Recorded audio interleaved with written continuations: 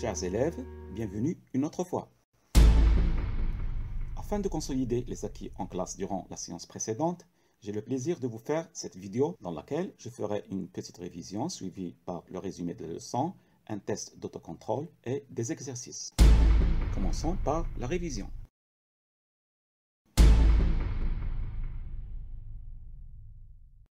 Je rappelle que l'objectif de l'activité qui vous a été proposée comme introduction à cette leçon est d'établir la relation qui lie le nombre réel x représentant cette distance AM à l'aire de la surface de couleur marron. Cette aire, nous l'avons représenté par f de x et il est égal à la somme de S1 et S2, où S1 est l'aire du carré AMFG qui a pour côté x, et S2 l'aire du carré FHGJ dont la longueur de chaque côté est égale à 8 moins x.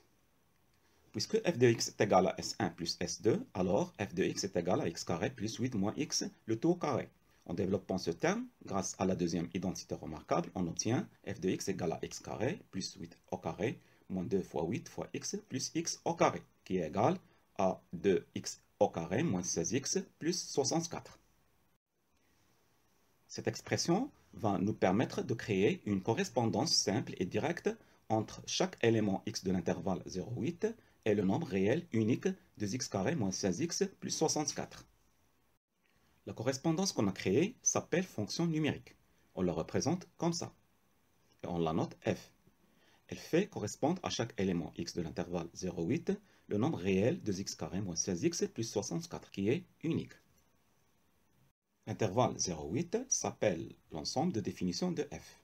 Le nombre réel f de x s'appelle l'image de x par la fonction f.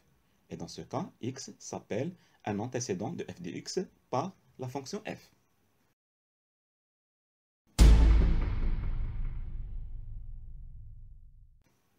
Nous avons déjà quelques exemples dans le tableau suivant, que nous avons complété comme réponse à la question 1 de l'activité.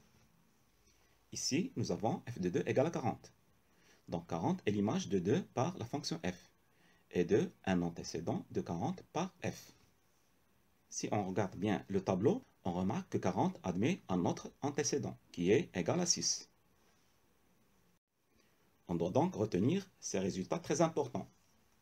Un élément de l'ensemble de définition d'une fonction ne peut avoir qu'une seule image par cette fonction. Un nombre réel peut avoir plusieurs antécédents par cette fonction. Ainsi, nous avons atteint notre premier objectif de l'activité qui consiste à déterminer la relation qui lie x, la distance AM, à l'aire f de x, qu'on a appelée la fonction f. On passe à la deuxième étape qui consiste à l'étudier pour en tirer le maximum d'informations qui peuvent être cachées. Pour cela, on va représenter dans le plan les points M de coordonnées x et f de x, tels que x appartient à l'intervalle 0,8.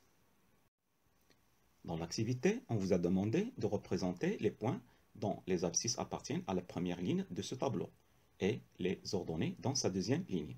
Et vous avez obtenu le résultat suivant. Sur cet axe, nous avons les valeurs de x. Et sur celui-là, les valeurs de f de x correspondantes. On peut déjà faire des conjectures, c'est-à-dire des hypothèses à vérifier. Par exemple, les valeurs de f de x décroît jusqu'à une certaine valeur. Puis, elles commencent à croître.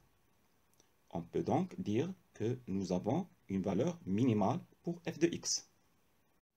Pour être plus précis, il faut représenter un nombre suffisamment grand de points, ce qui est presque impossible pour les humains.